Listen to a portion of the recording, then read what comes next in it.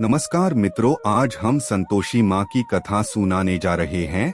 यह कथा को जो भी मनुष्य पूरी सुन लेता है उस पर संतोषी माँ की कृपा हो जाती है। तो मित्रों आइए सुनते हैं संतोषी माँ की कथा को। मित्रों, शुक्रवार के दिन माँ संतोषी का व्रत पूजन किया जाता है।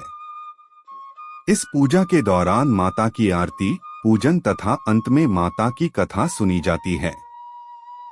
संतोषी माता व्रत कथा। मित्रों, एक बुढ़िया थी, उसके 7 बेटे थे। 6 कमाने वाले थे जबकि एक निक्कमा था। बुढ़िया 6 बेटों की रसोई बनाती, भोजन कराती और उनसे जो कुछ जूठन बचती वह 7वें को दे देती। एक दिन वह निक्कमा लड़का अपनी पत्नी से बोला, देखो मेरी माँ को मुझ पर कितना प्रेम है।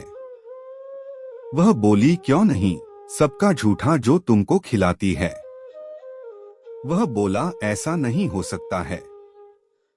मैं जब तक आंखों से न देख लूं जब तक मैं तुम्हारी मान नहीं सकता। पत्नी हंसकर बोली, देख लोगे तब तो मानोगे ना। फिर वह बोला, हाँ मैं जब ही मानूंगा। कुछ दिन बाद त्योहार आया। घर में 7 प्रकार के भोजन और चूरमे के लड्डू बने। वह जांचने के लिए उसने सिर दुखने का बहाना कर पतला वस्त्र सिर पर ओढ़े रसोई घर में सो गया। वह कपड़े में से सब देखता रहा। उसके 6 भाई भोजन करने आए। उसने देखा माँ ने उनके लिए सुंदर आसन बिछाकर बहुत सारे प्रकार की रसोई परोसी और आग्रह करके उन्हें बिठाया। वह देखता रहा। 6 भोजन करके उठे तब माँ ने उनकी झूठी थालियों में से लड्डुओं के टुकड़े उठाकर एक लड्डू बनाया। जूठन साफ कर बुढ़िया माँ ने अपने निक्कमे बेटे को पुकारा, बेटा 6 भाई भोजन कर गए, अब तू ही बाकी है, उठकर तू भी खा ले। कब खाएगा? वह कहने लगा, माँ मुझे भोजन नहीं करना, मैं अब परदेश जा रहा हूँ। माँ ने कहा, कल जाता हो तो आज चला जा, वैसे भी तो कोई काम करता नहीं है। वह बोला, हाँ आज ही जा रहा हूँ। यह कहकर वह घर से निकल गया। परदेश जाते समय उसको उसकी पत्नी की याद आ गई। वह गौशाला में कंडे उपले थाप रही थी। वहां जाकर बोला, सुनती हो मैं जा रहा हूँ परदेश, आऊंगा कुछ वर्षों बाद, तुम रहना संतोष से, धर्म आपना पाल। वह बोली, जाओ पिया आनंद से, मेरे बारे में फिक्र ना करना, राम भरोसे मैं रह लूंगी। 2 निशानी अपनी उसे देखकर मैं धीर धरूंगी। वह बोला, मेरे पास तो कुछ नहीं, यह अंगूठी है सो ले और अपनी कुछ निशानी मुझे दे। वह बोली, मेरे पास क्या है, यह गोबर भरा हाथ है। यह कहकर उसकी पीठ पर गोबर के हाथ की निशान मार दी। वह चल दिया। चलते चलते दूर देश पहुंचा। फिर वहां एक साहूकार की दुकान थी। वहां जाकर कहने लगा, भाई मुझे नौकरी पर रख लो। साहूकार को जरूरत भी थी। बोला, ठीक है रह जा। लड़के ने पूछा, तनख्वाह क्या दोगे? साहूकार ने कहा, काम देखकर दाम मिलेंगे। साहूकार की नौकरी मिली। वह सुबह 7 बजे से 10 बजे तक नौकरी पूरी ईमानदारी से करने लगा। कुछ दिनों में दुकान का सारा लेन देन, हिसाब किताब, ग्राहकों को माल बेचना सारा काम करने लगा। साहूकार के 7-8 नौकर थे। वे सब चक्कर खाने लगे, यह तो बहुत होशियार बन गया है। सेठ ने भी काम देखा और 3 महीने में ही उसे आधे मुनाफे का हिस्सेदार बना लिया। वह कुछ वर्ष में ही नामी सेठ बन गया और मालिक सारा कारोबार उस पर छोड़कर चला गया। और इधर उसकी पत्नी को सास ससुर दुख देने लगे। सारी गृहस्थी का काम करा के उसे लकड़ी लेने जंगल में भेजते। इस बीच घर के आटे से जो भूसी निकलती उसकी रोटी बनाकर रख दी जाती और फूटे नारियल की नारेली में पानी। एक दिन वह लकड़ी लेने जा रही थी। रास्ते में बहुत सी स्त्रियां संतोषी माता का व्रत करती दिखाई दी। फिर वो वहां खड़ी होकर कथा सुनने लगी और पूछा, बहनों तुम किस देवता का व्रत करती हो और उसके करने से क्या फल मिलता है? यदि तुम इस व्रत का विधान मुझे समझा दोगी तो मैं तुम्हारा बड़ा एहसान मानूंगी। तब उनमें से एक स्त्री बोली, सुनो, यह संतोषी माता का व्रत है। इसके करने से निर्धनता, दरिद्रता का नाश होता है और जो कुछ मन में कामना हो सब संतोषी माता की कृपा से पूरी होती है।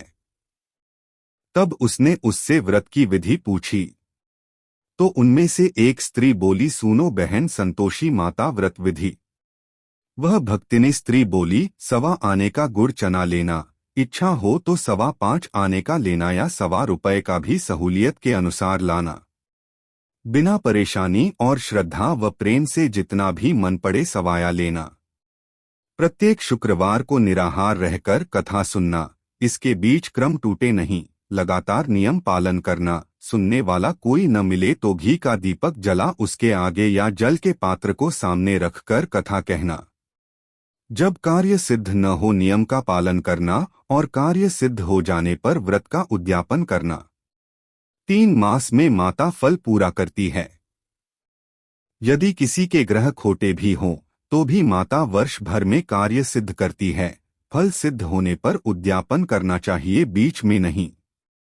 उद्यापन में 2.5 सेर आटे का खाजा तथा इसी परिमाण से खीर तथा चने का साग करना। 8 लड़कों को भोजन कराना, जहां तक मिले देवर जेठ भाई बंधु के हों, न मिले तो रिश्तेदारों और पास पड़ोसियों को बुलाना। उन्हें भोजन करा यथाशक्ति दक्षिणा दे माता का नियम पूरा करना। उस दिन घर में खटाई न खाना। यह सुन बुढ़िया के लड़के की बहू चल दी। फिर उसने व्रत का प्रण करा। फिर वह रास्ते में लकड़ी के बोझ को बेच दिया और उन पैसों से गुड़चना ले माता के व्रत की तैयारी कर आगे चली और सामने मंदिर देखकर पूछने लगी, यह मंदिर किसका है? सब कहने लगे, संतोषी माता का मंदिर है। यह सुनकर माता के मंदिर में जाकर चरणों में लौटने लगी। दीन हो विनती करने लगी, माँ मैं निपट अज्ञानी हूँ, व्रत के कुछ भी नियम नहीं जानती, मैं दुखी हूँ। हे माता, जगत जननी मेरा दुख दूर कर, मैं तेरी शरण में हूँ। माता को दया आई। एक शुक्रवार बीता कि दूसरे को उसके पति का पत्र आया और तीसरे शुक्रवार को उसका भेजा हुआ पैसा आ पहुंचा। यह देख जेठ जेठानी मुंह सिकोड़े लगे, लड़के ताने देने लगे। काकी के पास पत्र आने लगे, रुपया आने लगा, अब तो काकी की खातिर बढ़ेगी। बेचारी सरलता से कहती, भैया कागज आवे रुपया आवे, हम सब के लिए अच्छा है। ऐसा कहकर आंखों में आंसू भरकर संतोषी माता के मंदिर में आ मातेश्वरी के चरणों में गिरकर रोने लगी। माँ मैंने तुमसे पैसा कब मांगा है? मुझे पैसे से क्या काम है? मुझे तो अपने सुहाग से काम है। मैं तो अपने स्वामी के दर्शन मांगती हूँ। तब माता ने प्रसन्न होकर कहा, जा बेटी, तेरा स्वामी आएगा। यह सुनकर खुशी से बावली होकर घर में जा काम करने लगी। अब संतोषी माँ विचार करने लगी, इस भोली पुत्री को मैंने कह तो दिया कि तेरा पति आएगा, लेकिन कैसे? वह तो इसे स्वप्न में भी याद नहीं करता, उसे याद दिलाने को मुझे ही जाना पड़ेगा। इस तरह माताजी उस बुढ़िया के बेटे के पास जा स्वप्न में प्रकट हो कहने लगी, साहूकार के बेटे, सो रहा है या जागता है? वह कहने लगा, माता सोता भी नहीं जागता भी नहीं हूँ, कहो क्या आज्ञा है? माँ कहने लगी, तेरे घर बार कुछ है कि नहीं? वह बोला, मेरे पास सब कुछ है, माँ बाप है, बहू है, क्या कमी है? माँ बोली, भोले पुत्र, तेरी बहू घोर कष्ट उठा रही है, तेरे माँ बाप उसे परेशानी दे रहे हैं। वह तेरे लिए तरस रही है, तू उसकी सुध ले। वह बोला, हाँ माताजी, यह तो मालूम है, परंतु जाऊं तो कैसे? परदेश की बात है, लेन देन का कोई हिसाब नहीं, कोई जाने का रास्ता नहीं आता, कैसे चला जाऊं? माँ कहने लगी, मेरी बात मान, सवेरे नहा धोकर संतोषी माता का नाम ले, घी का दीपक जला दंडवत कर दुकान पर जा बैठा। देखते देखते सारा लेन देन चुक जाएगा, जमा का माल बिक जाएगा, सांझ होते होते धन का भारी ढेर लग जाएगा। अब बूढ़े की बात मानकर वह नहा धोकर संतोषी माता को दंडवत घी का दीपक जला दुकान पर जा बैठा। थोड़ी देर में देने वाले रुपया लाने लगे, लेने वाले हिसाब लेने लगे। कोठे में भरे सामान के खरीददार नकद दाम दे सौदा करने लगे। शाम तक धन का भारी ढेर लग गया। मन में माता का नाम ले चमत्कार देख प्रसन्न हो घर ले जाने के वास्ते गहना कपड़ा सामान खरीदने लगा। यहाँ काम से निपट तुरंत घर को रवाना हुआ। उधर उसकी पत्नी जंगल में लकड़ी लेने जाती है। लौटते वक्त माताजी के मंदिर में विश्राम करती। वह तो उसके प्रतिदिन रुकने का जो स्थान ठहरा, धूल उड़ती देख वह माता से पूछती है, हे माता, यह धूल कैसे उड़ रही है? माता कहती है, हे पुत्री, तेरा पति आ रहा है। अब तू ऐसा कर, लकड़ियों के 3 बोझ बना ले, एक नदी के किनारे रख और दूसरा मेरे मंदिर पर व तीसरा अपने सिर पर। तेरे पति को लकड़ियों का गट्ठर देख मोह पैदा होगा, वह यहाँ रुकेगा, नाश्ता पानी खाकर माँ से मिलने जाएगा। तब तू लकड़ियों का बोझ उठाकर जाना और चौक में गट्ठर डालकर जोर से आवाज लगाना, लो सासू जी, लकड़ियों का गट्ठर लो, भूसी की रोटी दो, नारियल के खेपरे में पानी दो, आज मेहमान कौन आया है। माताजी से बहुत अच्छा कहकर वह प्रसन्न मन से लकड़ियों के 3 गट्ठर बनाई। एक नदी के किनारे पर और एक माताजी के मंदिर पर रखा। इतने में मुसाफिर आ पहुंचा। सूखी लकड़ी देख उसकी इच्छा उत्पन्न हुई कि हम यहीं पर विश्राम करें और भोजन बनाकर खा पीकर गांव जाएं। इसी तरह रुककर भोजन बना, विश्राम करके गांव को गया। सबसे प्रेम से मिला। उसी समय सिर पर लकड़ी का गट्ठर लिए वह उतावली सी आती है। लकड़ियों का भारी बोझ आंगन में डालकर जोर से 3 आवाज देती है, लो सासू जी, लकड़ियों का गट्ठर लो, भूसी की रोटी दो, आज मेहमान कौन आया है।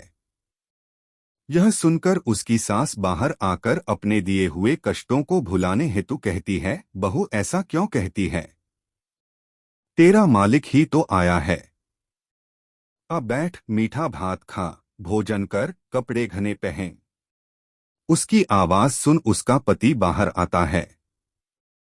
अंगूठी देख व्याकुल हो जाता है। माँ से पूछता है, माँ यह कौन है। माँ बोली, बेटा यह तेरी बहू है। जब से तू गया है तब से सारे गांव में भटकती फिरती है। घर का कामकाज कुछ करती नहीं, 4 पहर आकर खा जाती है।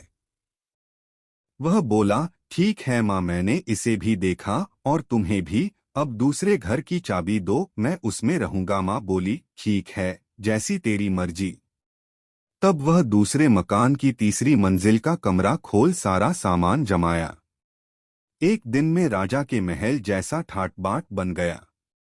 अब क्या था, बहु सुख भोगने लगी। इतने में शुक्रवार आया। शुक्रवार व्रत के उद्यापन में हुई भूल किया खटाई का इस्तेमाल। उसने पति से कहा, मुझे संतोषी माता के व्रत का उद्यापन करना है। पति बोला, खुशी से कर लो। वह उद्यापन की तैयारी करने लगी। जिठानी के लड़कों को भोजन के लिए कहने गई। उन्होंने मंजूर किया, परंतु पीछे से जिठानी ने अपने बच्चों को सिखाया, देखो भोजन के समय खटाई मांगना, जिससे उसका उद्यापन पूरा न हो। लड़के जीमने आए, खीर खाना पेट भर खाया, परंतु बाद में खाते ही कहने लगे, हमें खटाई दो, खीर खाना हमको नहीं भाता, देखकर उल्टी होती है।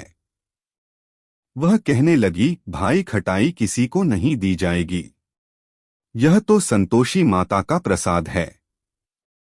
लड़के उठ खड़े हुए, बोले, पैसा लाओ। भोली बहू कुछ जानती नहीं थी, उन्हें पैसे दे दिए। लड़के उसी समय हट करके इमली खटाई ले खाने लगे।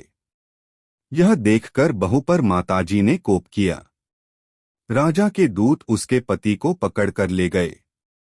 जेठ जेठानी मनमाने वचन कहने लगे, लूट लूट कर धन इकट्ठा कर लाया है, अब सब मालूम पड़ जाएगा जब जेल की मार खाएगा। बहू से यह सहन नहीं हुए। फिर वह माँ संतोषी से मांगी माफी। रोती हुई माताजी के मंदिर गई, कहने लगी, हे माता, तुमने क्या किया। हंसा कर अब भक्तों को रुलाने लगी। माता बोली, बेटी तूने उद्यापन करके मेरा व्रत भंग किया है।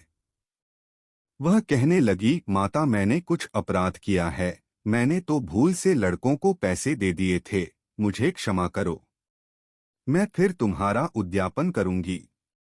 माँ बोली, अब भूल मत करना। वह कहती है, अब भूल नहीं होगी, अब बतलाओ वे कैसे आवेंगे। माँ बोली, जा पुत्री, तेरा पति तुझे रास्ते में आता मिलेगा। वह निकली, राह में पति आता मिला। वह पूछी, कहाँ गए थे? वह कहने लगा, इतना धन जो कमाया है उसका टैक्स राजा ने मांगा था, वह भरने गया था। वह प्रसन्न हो बोली, भला हुआ, अब घर को चलो। कुछ दिन बाद फिर शुक्रवार आया, फिर किया व्रत का उद्यापन। वह बोली, मुझे फिर माता का उद्यापन करना है। पति ने कहा, करो बहू। फिर जेठ के लड़कों को भोजन को कहने गई।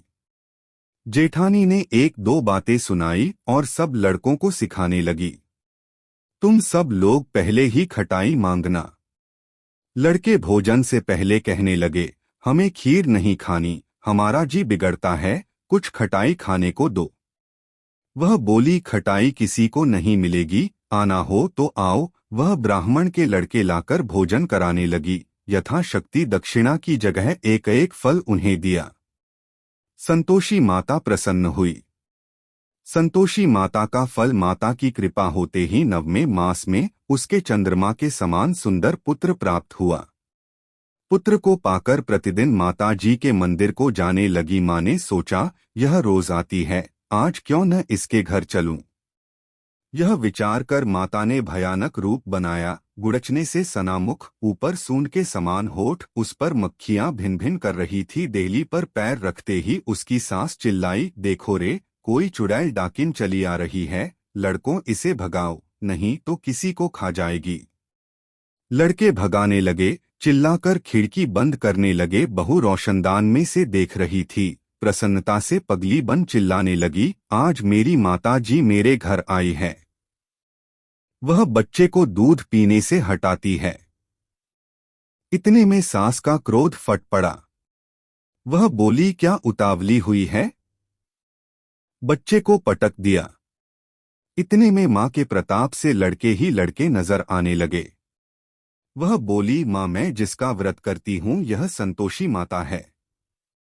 सबने माता जी के चरण पकड़ लिए और विनती कर कहने लगे, हे माता, हम मूर्ख हैं, अज्ञानी हैं, तुम्हारे व्रत की विधि हम नहीं जानते, व्रत भंग कर हमने बड़ा अपराध किया है, जग माता आप हमारा अपराध क्षमा करो।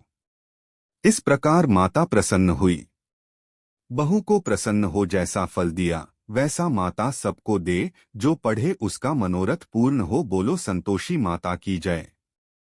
तो मित्रों, आशा करता हूँ आपको यह कथा पसंद आई होगी। कमेंट बॉक्स में जय मां संतोषी जरूर लिख देना और जरूरतमंद को वीडियो शेयर कर चैनल को भी सब्सक्राइब कर लेना। धन्यवाद। फिर मिलेंगे एक और नई कथा के साथ।